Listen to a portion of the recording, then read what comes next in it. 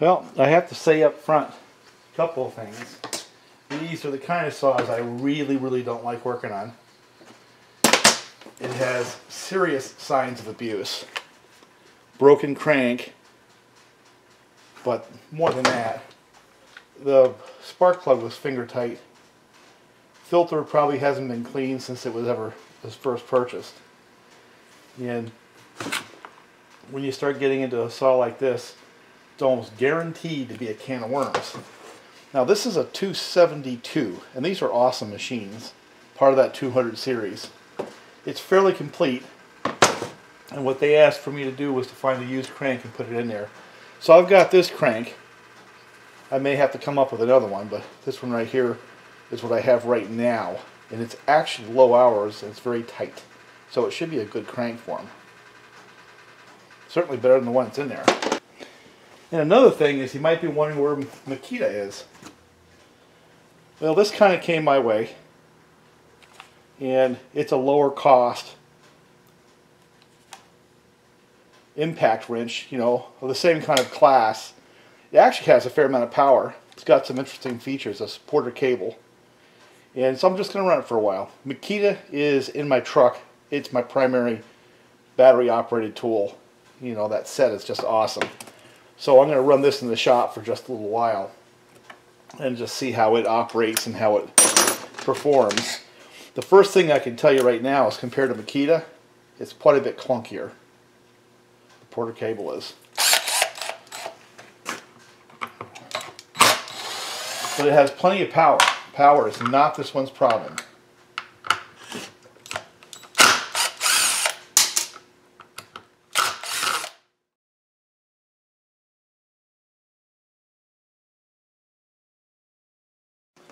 I'm going to have to figure out how to get that stub out of there. I'll just probably put a drill in there, possibly a reverse drill, and see if it comes out one end or the other. There's a worm.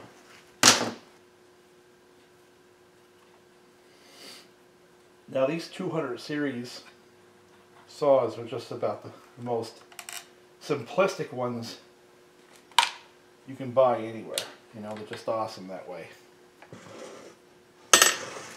And one of the things a little bit different on the 200 series is there's some English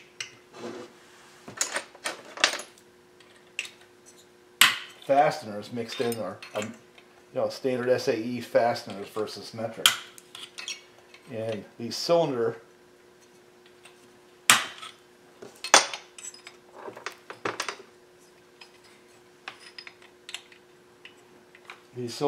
bolts are one of those things.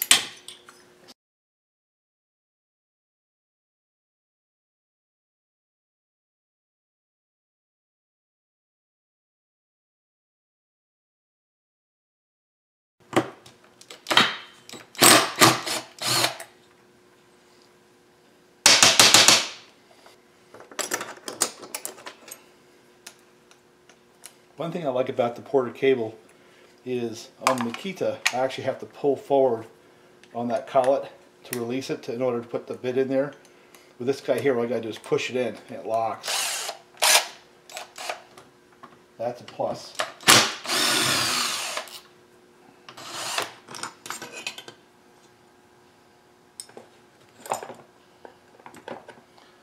That is a case screw. I don't know if anyone noticed.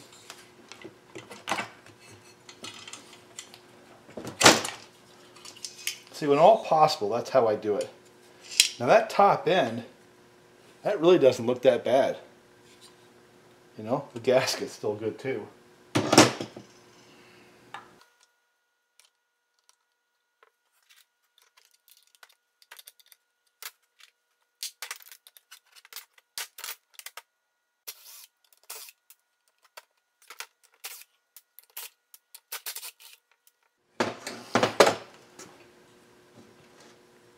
Count them. There's 6 of these little buggers.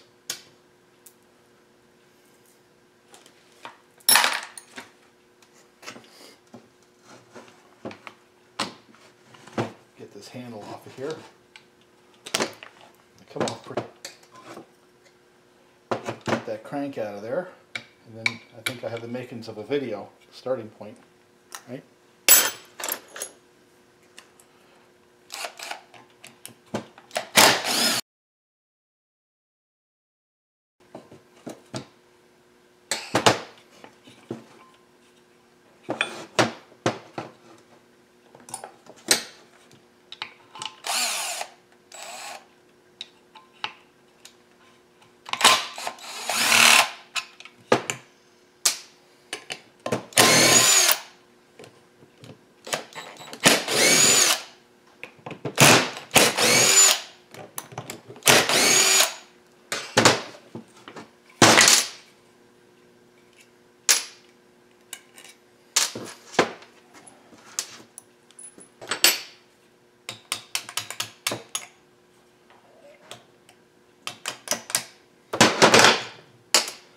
going to make a point about me tapping the wrist pin is I hold the piston, so I'm actually tapping against my hand so that the connecting rod never gets a load. Kind of a subtle point that some people might miss.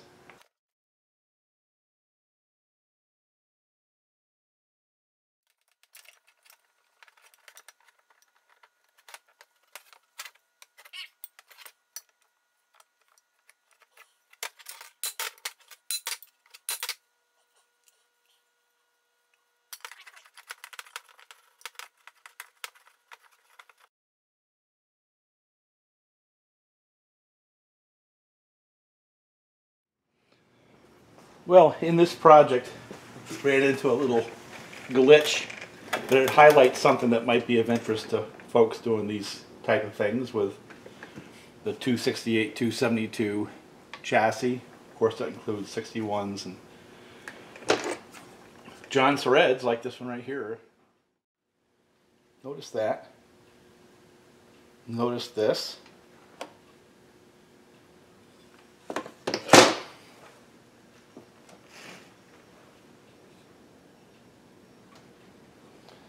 If you look carefully, see how that's flat right there and that's dished? See that curvature? What are we looking at here? And if you look at the top of the cases, look at this section right here. Well, the first big change that I want to point out between the cases in that series, going back to the early 61s up through the later model 268, 61s and 272s. The first thing is the single ignition coil systems, like this one right here, versus the earlier cases that had the two coils. It had a trigger and then a coil right here. And you can see how the cases are actually cast differently. So not only are they cast differently from the place where it holds the ignition, so you really can't swap ignition systems from one to the other. They're also different in the top flange where the covers go. So if you look at here closely, you'll see this whole location plus this whole casting is different than it is over here. This being the earlier two coil system, this being the later single coil system. So not only can you not swap the coils from one style case to the other, otherwise you can't put the single coil ignition on the two coil cases, and you can't put the two coil ignition on the single coil cases. We've documented that before, but you also really can't move the covers over either because the casting is all different. Now, you can get the Jonsered version. See, Jonsered had through the 670 that were based on the same cases. There was a bunch of other differences, and we've gone through that before, and I'm not going to get into it now. But the primary thing is the way the carburetor was mounted to the cylinder and the way they were pulsed. They were different, but you're going to have to look at some of my other videos I had done a few years back that document that pretty extensively. But while the cases are obviously different, again from the single coil to the double coil, there's another thing that's actually a little bit more subtle, and that is the crankshafts.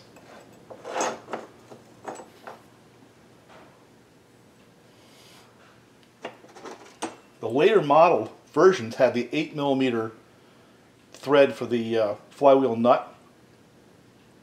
The earlier versions had the 10mm by 1 flywheel nut, but also the tapers are different, so obviously you can't swap the flywheels. So the ones with the 8mm thread, you have to use the flywheel designed for that crankshaft, and obviously the one with the 10mm by 1, you have to use the flywheel for that. Here is the one for the 10mm. It has a key, and it goes on like that. Obviously the newer version, that's not going to fit on there at all. But here's the question for me. Well, let's say you have the 8mm later version of the 272 crank, right? And you have a junk pile that has the older version. can you swap? Well, the answer is yes. Because even though the key location is radically different on the crank, the way the system is timed is roughly the same. So what we're going to do is test that theory by putting this crank with the 10mm flywheel nut thread and flywheel, that system with the keyway, into the cases that had this one come out, which was the 8mm version where the crank had broken. I've got these 10mm cranks, but I don't have any of these, so let's just see if we can put it together and make it run.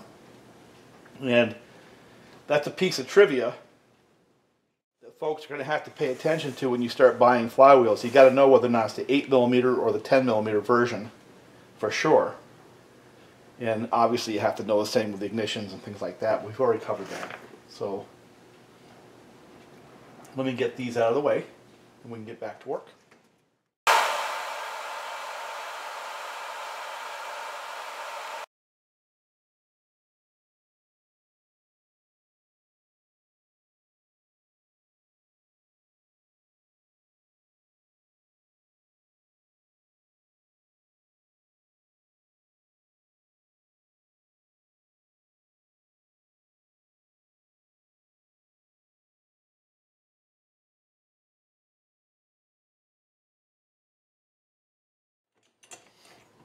I ran the case screws in to sort of stabilize that gasket because it was all over the place. And I'm using a Husqvarna bushing there. Start to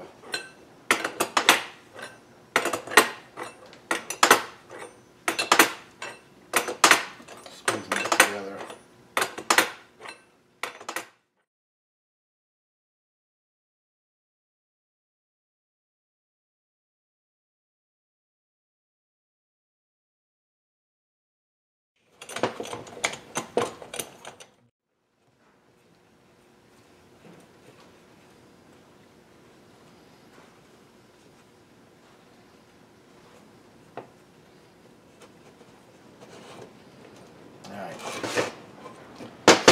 Run the screws down.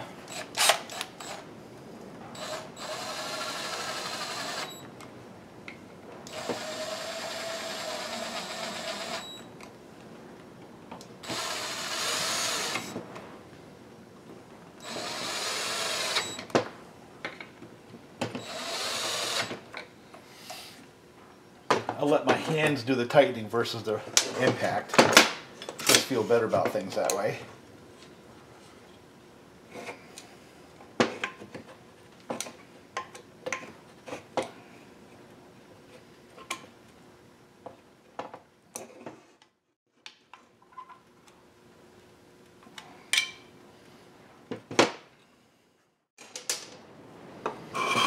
Tap the crank just a little bit.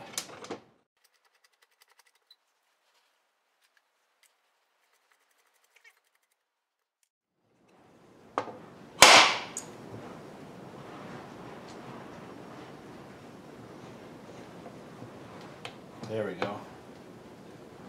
That both evened it out and freed it up. So that was a good endeavor. And when it's in there, it should be like this, where it's just basically free. All right. Let me get the seal put in there.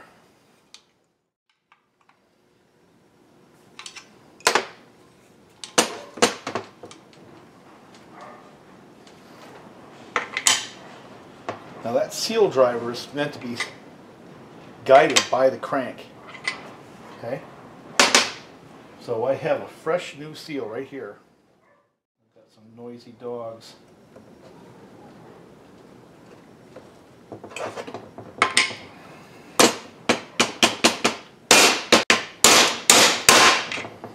There it is.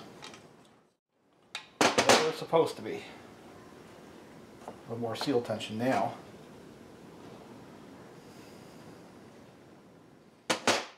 Put the bucking spike on. So and get this one K screw in down here. If I can find it. Here it is.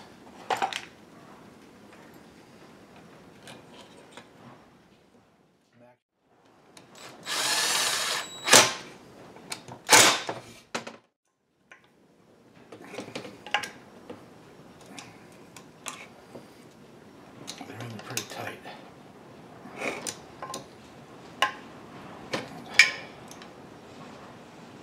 Yeah, gasket's in all the way around. The way it's supposed to be. I think that'll do. Well, one thing I want to point out that I did not point out in the beginning of the video was one of the reasons why I know the 10mm flywheel nut version of the crank is going to work in the newer version of the cases is because I've got this one right here, and this is a 268 with that curvature right there designating the fact that that's a single coil case, but it too has that 10mm nut and different crank. So that's data, empirical data, that says chances are the crank that I put in this saw right here for the 272 is going to be just fine. Just want to point that out before we get too far into this. One thing I can tell you is that keyway is tight. I had to set it and then tap it, and I used a brass punch to tap it until it got to be oriented properly.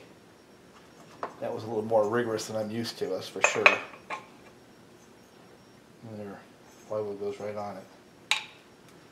So.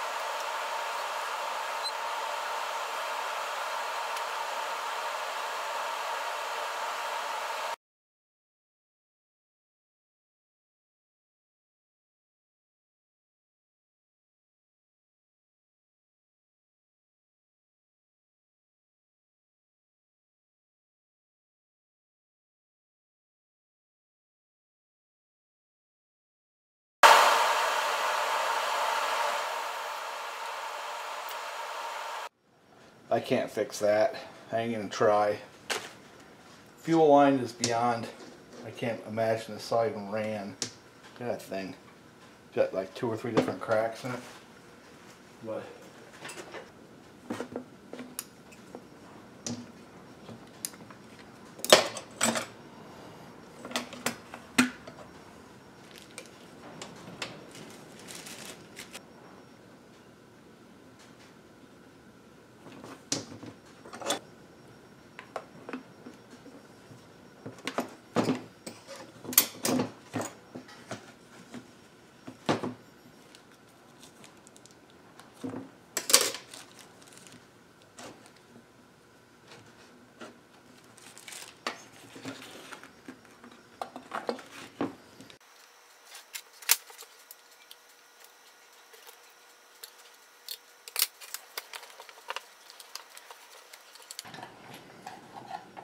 if I remember, there's 6 of them.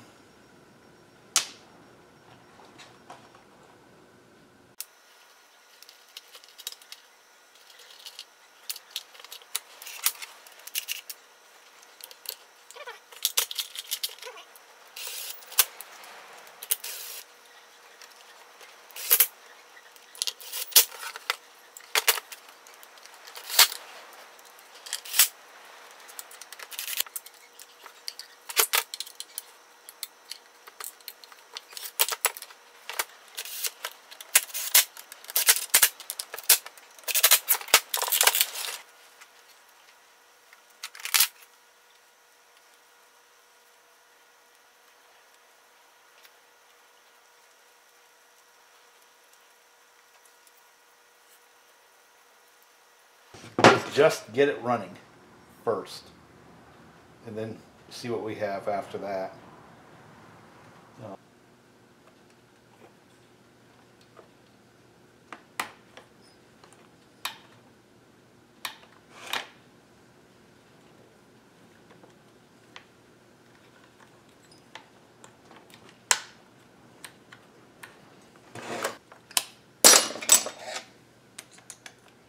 It's funny how when you get to the end of these things, you kind of close in and go, oh, almost done.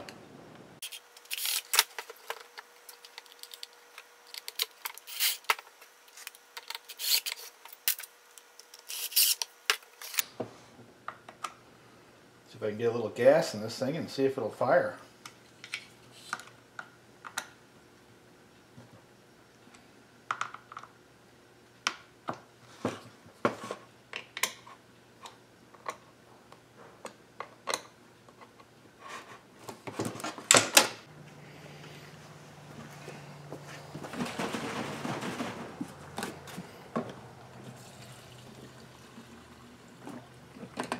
Get enough to see if it'll draw. Put a little bit down the carburetor. A little bit.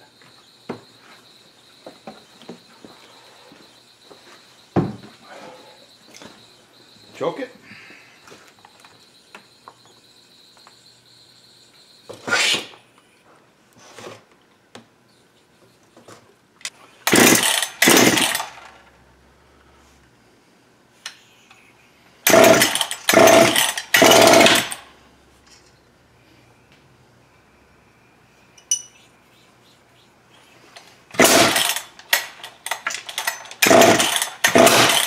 Yep, that ain't gonna work. Now, let's see if we can get this to go. There's yet another wrinkle in this.